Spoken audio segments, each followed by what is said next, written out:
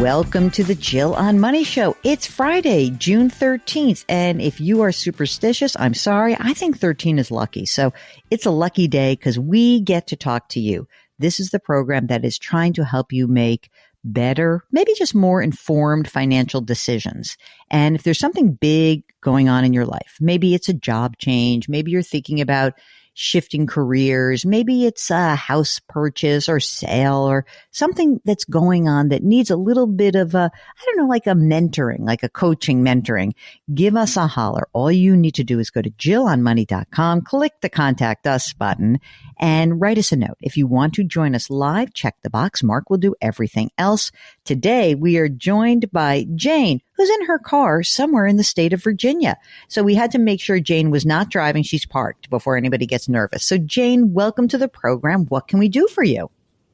Hey, thanks for letting me join you today, especially on Friday the 13th. Appreciate it very much. Of course. So I have a question that I think everybody else asks if they can retire early. Mm-hmm. I'm about to turn 54 next month, and over the past few years, I've had a medical condition that's slowly making it harder to work and live an active lifestyle. Oh, I'm so sorry. That stinks. Sure, yeah. So I've been to many doctors, and the conditions are getting worse without a solid diagnosis and treatment. So I'm trying to figure out if I can retire early instead of trying to make it all the way to 60 or 62. If I could last another year or two and then retire maybe in the next year or so. Not sure. Okay. Well, first of all, you're going to tell us a little bit more than just you're turning 54 next month. Right. Are you married, partnered, parenting? What are you doing? I'm partnered. I don't have any children, so except for potentially taking care of my parents as they get older. How old are your parents? My parents are in their 70s and 60s, late 60s. However, one was recently diagnosed with cancer, so I'm helping that situation as well. But, and you're nearby them, so that helps. I am nearby. I'm about an hour or so away, but that's almost a lifetime in DC traffic. Oh, isn't it just? You're so right. So Jane, first of all, do you live with your partner, or you have separate dwellings? We have separate dwellings, but we pretty much live almost together all the time anyway. Do you think, in other words, when I'm looking at these numbers, should we include partners' money or cohabitation, or what do you think is the likely scenario going forward? The likely scenario is that if I, do retire, that we would either live in one of my homes or buy a home together, and live in that home, and then rent out the other condo that she's currently dwelling in. Okay, got it. And is she older, younger, same age-ish? She says she's younger, but it's only about 9 months. You know what? Stop that. This is just silliness. Okay. Jane's girlfriend, calm down. Okay. So let's tell me a little bit about the house. So you live in a condo now yourself? Tell us about your real estate. Sure. I live in a single family home. It's my primary residence, and then I have a second home that's more of a vacation home that I try to get to on the weekends. Okay. That's about an hour and a half away. How much is the primary worth? Currently, if I were to sell it today to some people that want to tear down homes and rebuild them again, about 1.2. Is there a mortgage that's outstanding still on it? It's about $500K at 2.75. Oh, gosh. Okay. What about the vacation home? The vacation home is worth about the same amount. It's also got a mortgage on it for about $503 at 2.875. Why don't you just negotiate everyone's mortgage rates? You're amazing. Is that it for the real estate? That's it for the real estate. Okay. So you're working full time right now. How much do you earn? I earn about a little over $280K annually, and then I get a variable bonus that's between 25% to 30%. Okay. You're putting money into a retirement account. So tell us about what you've saved so far. I've been working pretty hard to try to combine my past 401ks. So right now in my 401k, about 705k. Okay. Got a IRA that I've rolled over. That's about 827. And then I've just got a small Roth because I haven't been able to contribute that much once I made the mistake of opening an IRA. And that's at 12K. Okay. Don't worry. No big mistakes being made here. Do you have a brokerage account as well? Yes. And that's about at 265 right now. Okay. Money in the bank. Safe, boring money. About 140. Any other asset that we have not accounted for right now? No, not that I can recall. You're not. This is not a deposition. Okay, calm down. I know exactly.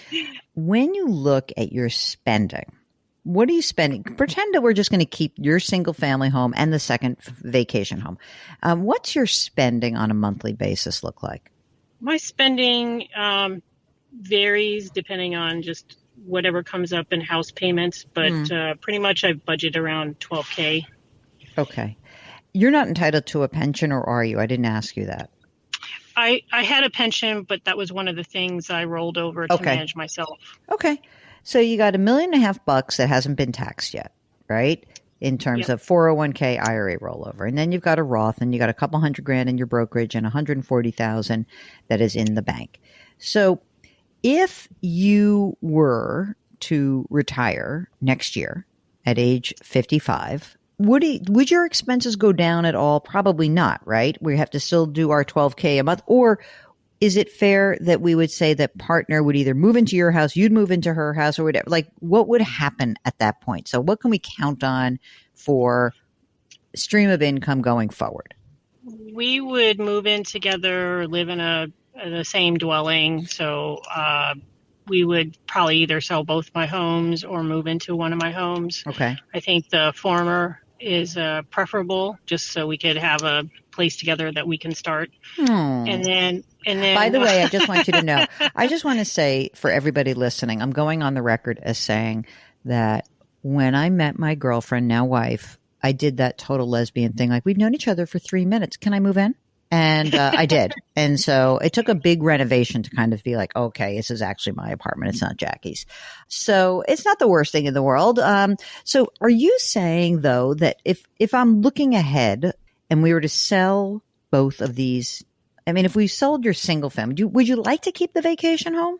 I think we were trying to find a place that could check all the boxes and still have that water lifestyle, but still be in an area that is accessible to, the city and restaurants and fun things to do.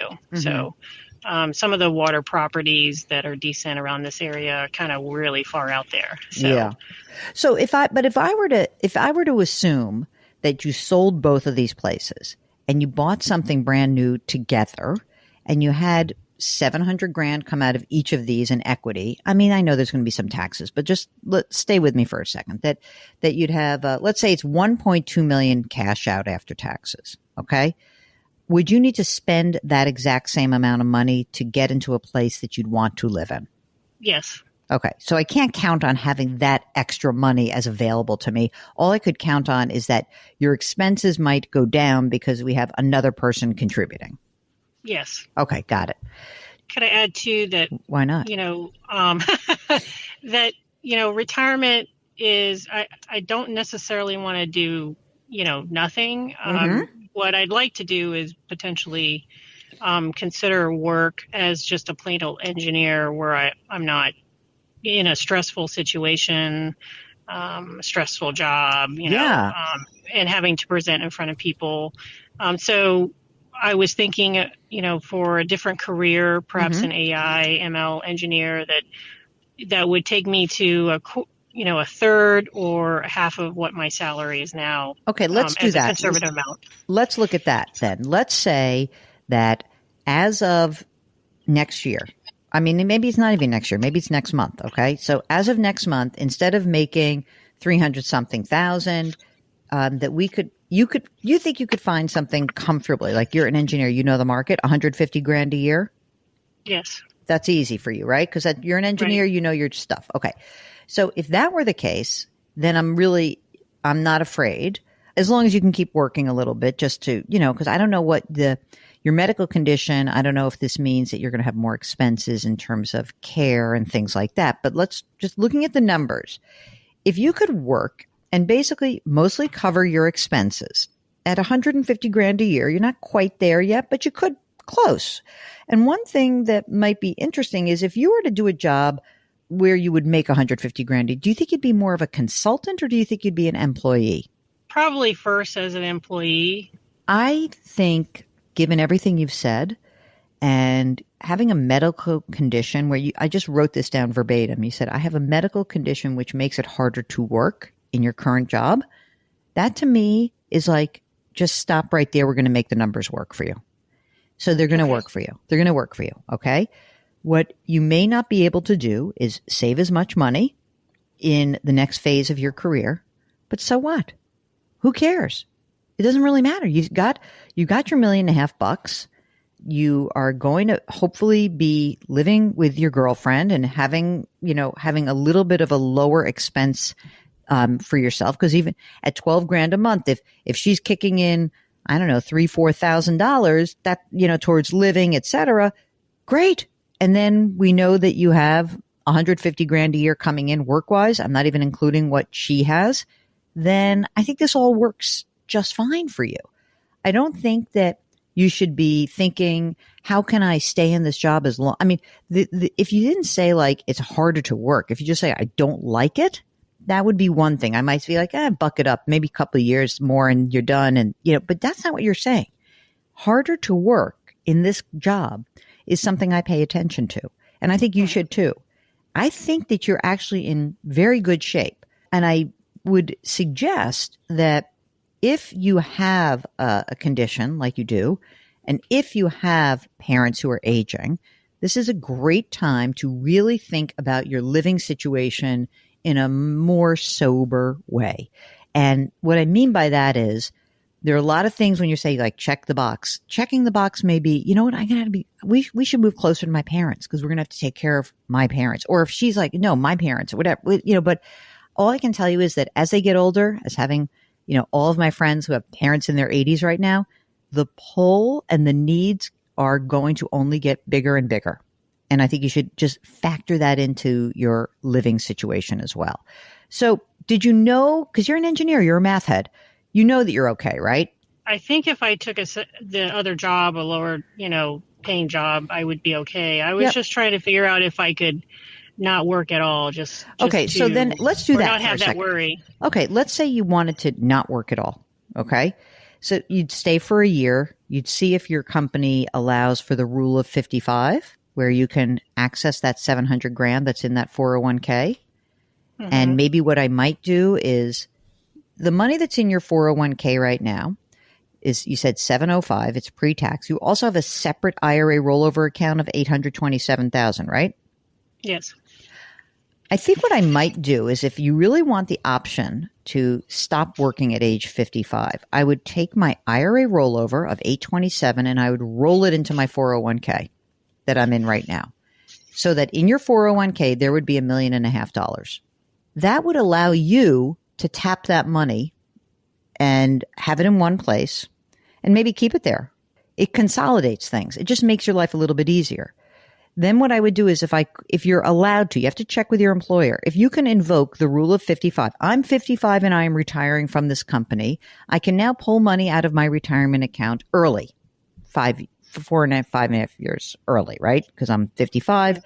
So you start pulling the money out and you could essentially pull that money out and live on that. It's going to freak you out. And absolutely freak you out.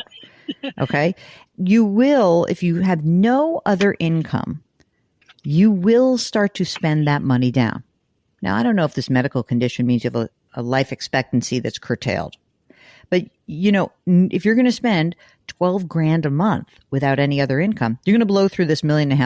You can just do the math, right? Just very easily, right. You're done, right? So you can do that if you make different decisions. If you say, well, what we're going to do is I'm not going to make money.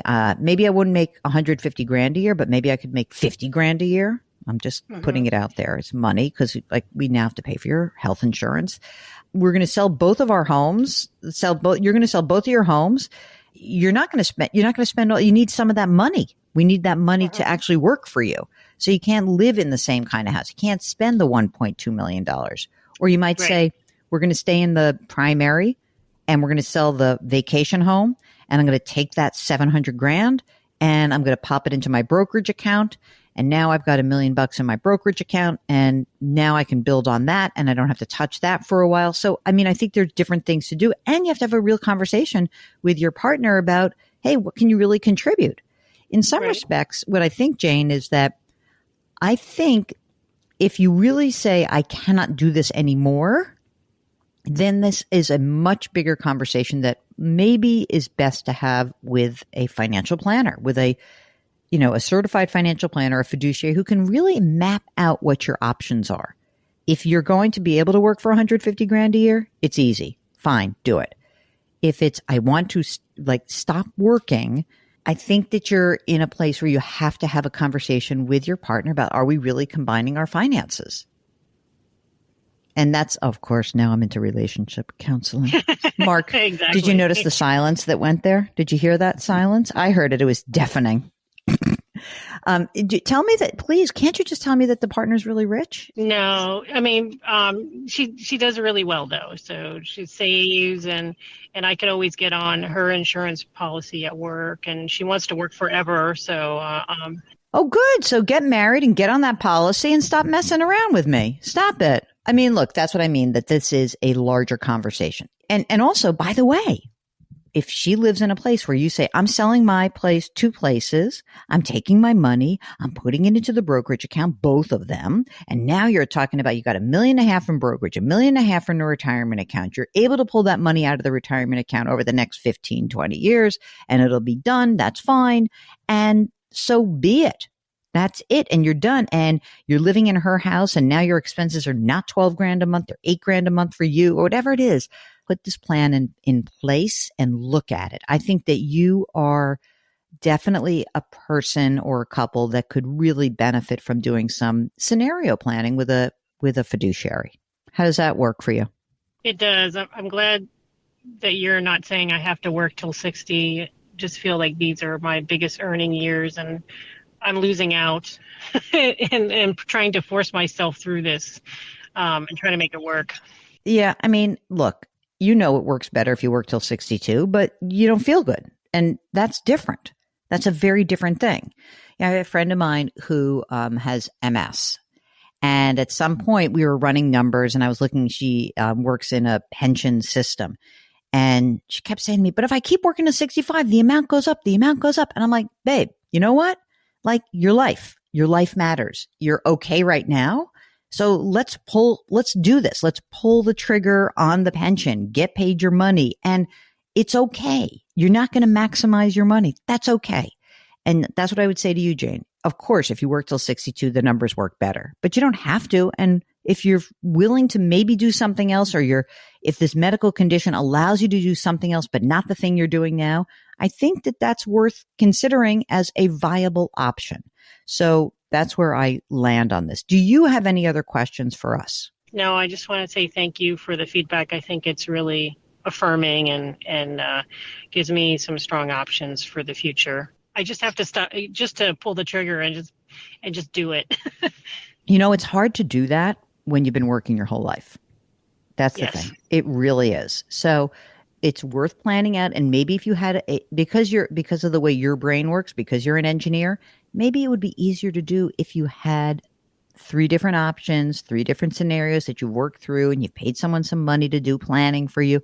All those things can be beneficial. And that might give you a little bit more courage to pull the trigger as well. I appreciate that. Thank you so much. Okay, that's Jane from Virginia. She's not driving, remember. If you have a question about something like this, I am not a dream crusher, gang. This is reality. You have your one life and you have your one body. And if your body is failing you, We're going to figure out how to make your life better. We're going to figure out how to try to give you different options. So if that's you, or if you're in a career that you despise and you need to make a change and it means less money, maybe you can do it. It may not be so out of reach. Just get in touch with us. Go to jillonmoney.com, click the contact us button. Let us know if you want to come on the air live with us. We love that more than anything. While you're on the website, don't forget, we've got a free weekly newsletter. We've got a blog. We've got resources. We even have a separate program called Money Watch, which is on Saturdays and Sundays. You can check that out by subscribing to us on the Odyssey app, because you can subscribe to Money Watch there as well. And while you're there, by the way, leave us a rating and review wherever you find your podcasts. It's Friday. Let's do some business. Our music is composed by Joel Goodman. Mark Talercio is the executive producer, king of all things web, best guy ever. We are distributed by the fine folks at Odyssey. Try to lift someone up, change your work, change your wealth, change your life. Thank you for listening. We'll talk to you on Monday.